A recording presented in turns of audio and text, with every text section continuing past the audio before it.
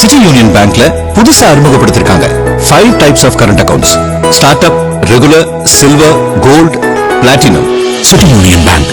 பொறியியல் மாணவர் சேர்க்கைக்காக பதிவு செய்த 3 லட்சம் மாணவர்களில் 50,000 பேர் கலந்தாய்வு கட்டணம் செலுத்தாததால் இறுதியாக விண்ணப்பித்த மாணவர்கள் எண்ணிக்கை 2.5 லட்சமாக சரிந்துள்ளது.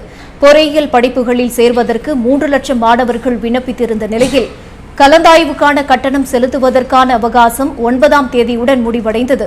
ஆனால் பதிவு செய்த மாணவர்களில் 50,000 பேர் கட்டணம் செலுத்தவில்லை.